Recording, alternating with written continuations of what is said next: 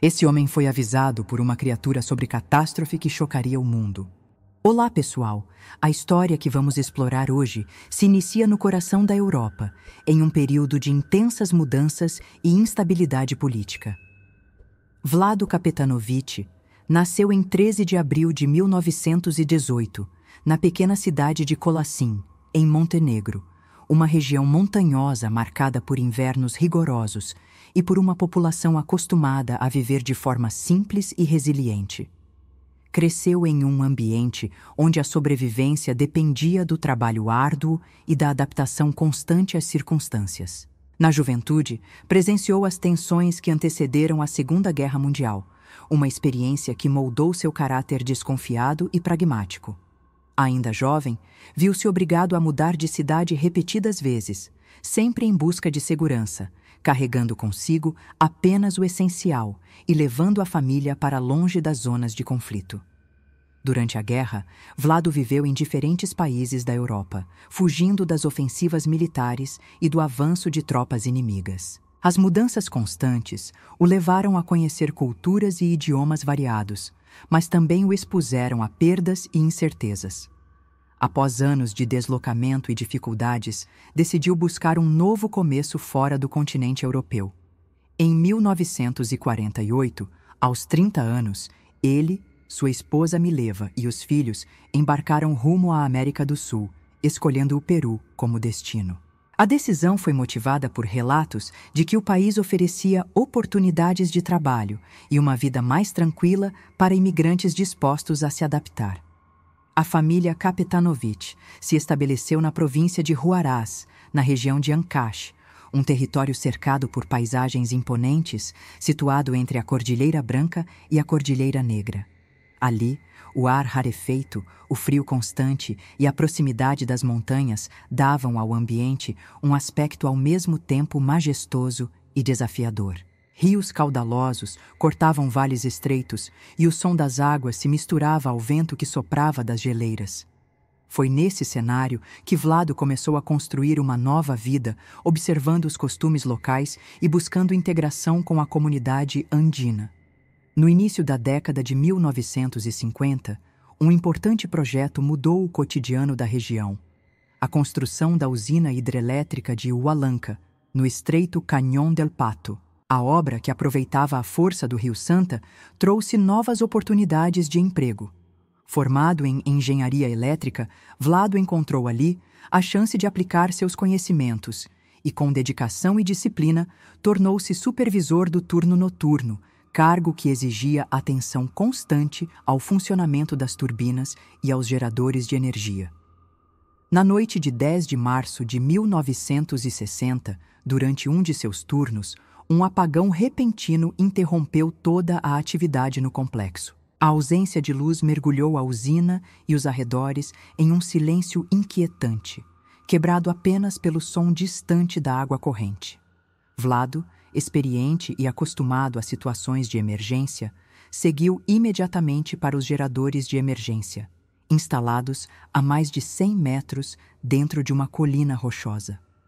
Ao abrir a pesada porta metálica, foi surpreendido por uma luz intensa que parecia transformar a noite em pleno dia. A cerca de 500 metros, um objeto metálico em formato de disco pairava silenciosamente, irradiando aquela luminosidade incomum. Apesar da intensidade, a claridade não o cegava nem causava desconforto. Pelo contrário, permitia que ele observasse cada detalhe com nitidez. O metal refletia tons prateados e havia um leve zumbido no ar. Vlado, cético, pensou que poderia se tratar de alguma tecnologia humana experimental. Enquanto se aproximava, alguns funcionários locais, visivelmente nervosos, o chamaram de volta, afirmando que se tratava de visitantes vindos de outro planeta, conhecidos na região como Pai Deus. Esses camponeses e nativos acreditavam que tais seres eram benéficos, trazendo alimentos e curas para doenças graves. Vlado, no entanto, não se deixava levar por histórias orais. Convencido de que era necessário verificar por si mesmo, avançou com passos firmes, determinado a entender o que estava diante de seus olhos. Foi então que viu, claramente, duas figuras humanoides. Ambos mediam cerca de 2 metros de altura, com pele extremamente clara, olhos azulados e vestindo roupas ajustadas feitas de um tecido cintilante que refletia a luz ao redor. Apesar da aparência que poderia ser descrita como angelical, Vlado não se deixou impressionar. Pelo contrário, passou a suspeitar que fossem humanos, talvez espiões de alguma nação estrangeira testando tecnologias avançadas. Irritado com a possibilidade de invasores em uma área estratégica, exigiu que se retirassem imediatamente. Foi nesse momento que percebeu algo ainda mais incomum. Os seres não mexiam os lábios, mas suas palavras surgiam nitidamente em sua mente, como se fossem pensamentos próprios. A comunicação telepática foi direta.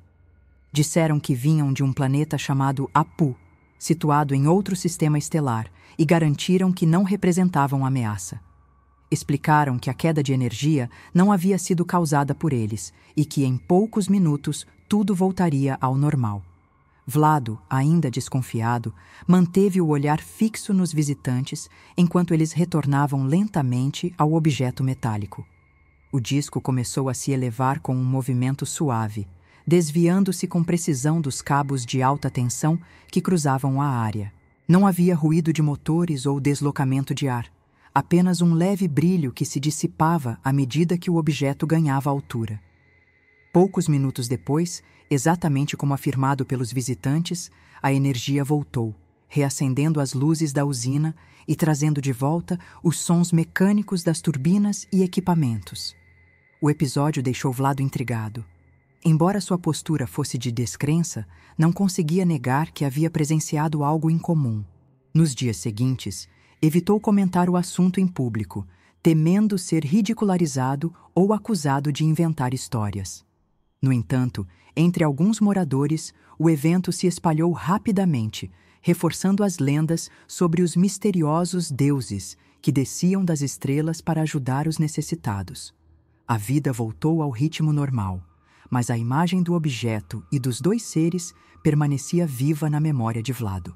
Mesmo que tentasse se convencer de que poderia haver uma explicação lógica, os detalhes observados, a luz em comum, a comunicação direta em sua mente e a precisão do voo desafiavam qualquer interpretação convencional. Ele decidiu, ainda assim, manter sua rotina e evitar se envolver com o assunto.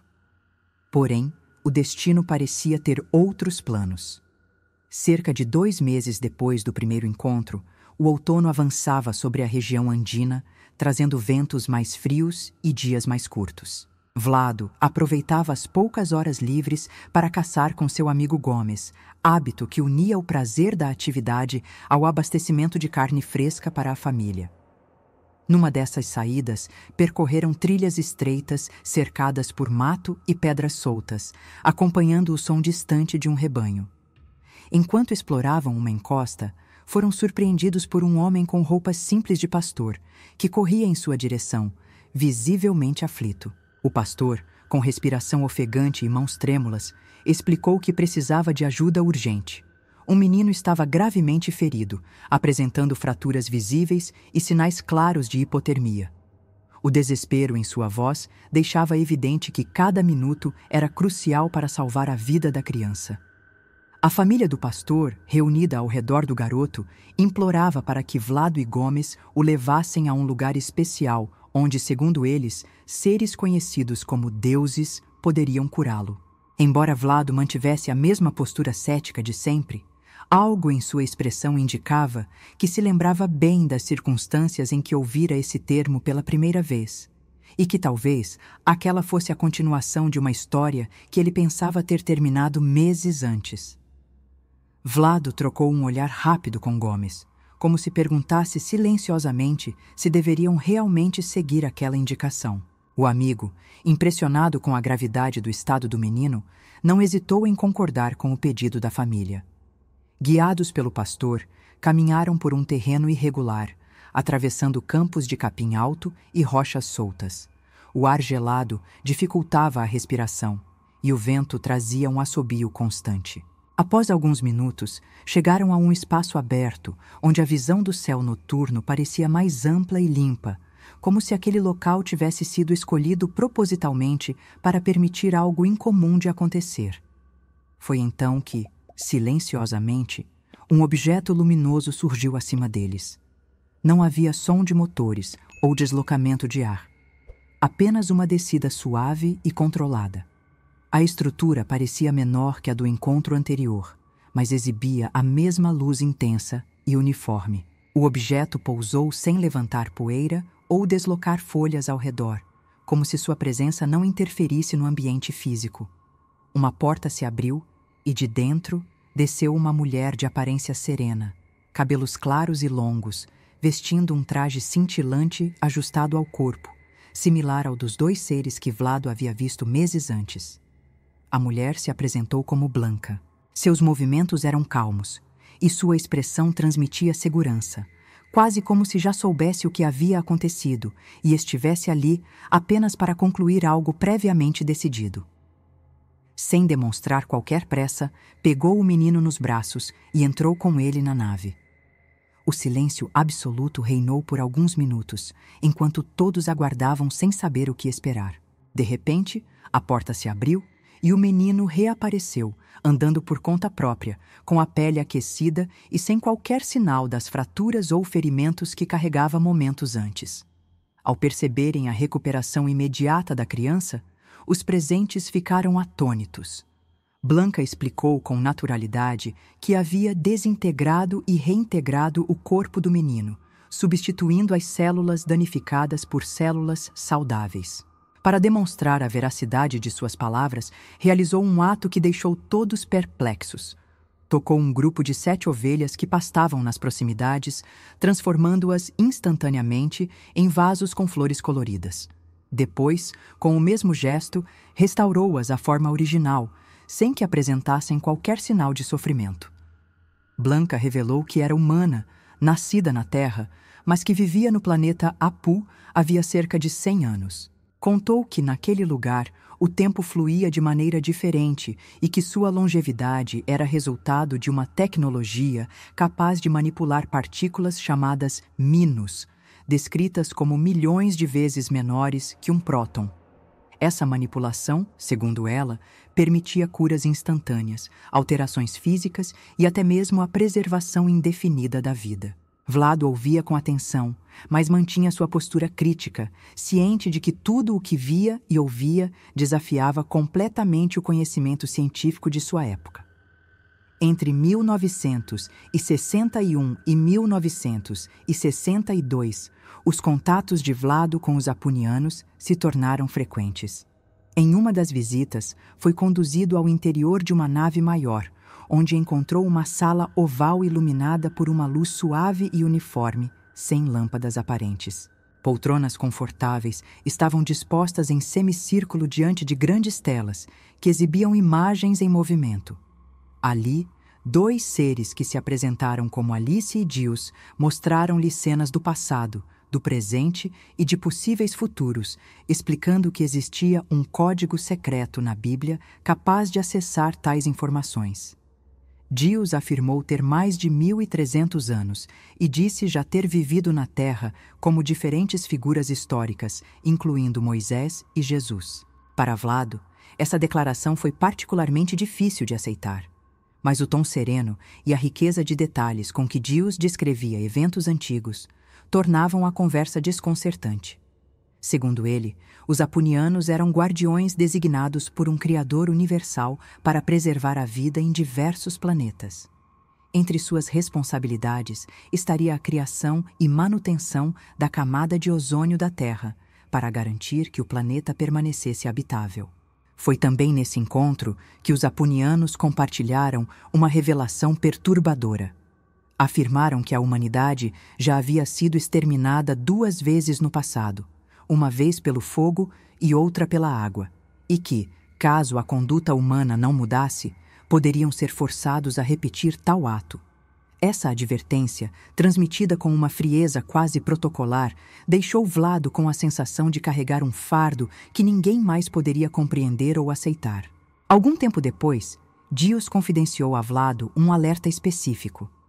disse que uma grande catástrofe destruiria a cidade peruana de Yungay um ano após o primeiro pouso humano na Lua. Vlado, impressionado com a precisão do anúncio, tentou desde então avisar autoridades e moradores, mas encontrou apenas descrença e desdém. A maior parte das pessoas considerava suas palavras fruto de imaginação ou exagero. Quando, em 20 de julho de 1969, Neil Armstrong pisou na superfície lunar, Vlado intensificou ainda mais seus avisos. Visitou órgãos públicos, falou com líderes comunitários e buscou espaço em rádios locais, mas suas tentativas resultaram em portas fechadas e comentários irônicos. Apesar disso, manteve-se firme, registrando tudo o que sabia em anotações detalhadas, como forma de garantir que, se algo acontecesse, sua tentativa de prevenção não fosse esquecida. Infelizmente, a previsão se cumpriu. Em 31 de maio de 1970, um terremoto de magnitude 7,8 atingiu a região de Ancash, provocando o desprendimento de uma imensa massa de gelo e rochas do Monte Huascarán. A avalanche engoliu a cidade de Yungay em poucos minutos, soterrando quase todos os seus habitantes e deixando um saldo trágico de mais de 70 mil mortos. Para Vlado, aquele dia não foi apenas uma tragédia nacional, mas a confirmação de que sua história com os apunianos não poderia mais ser ignorada. Mesmo após o desastre, Vlado manteve contato com os apunianos e continuou a registrar cada experiência em livros e depoimentos. Suas descrições, que incluíam conceitos de física e biologia ainda desconhecidos para a maioria na época, passaram a ser estudadas por ufólogos e curiosos. Morreu em 2005, deixando um legado repleto de mistérios e alimentando até hoje debates sobre o que realmente teria presenciado. Seu caso permanece como um dos mais intrigantes da ufologia peruana, principalmente por unir elementos de advertência, demonstração de tecnologia avançada e eventos históricos comprováveis.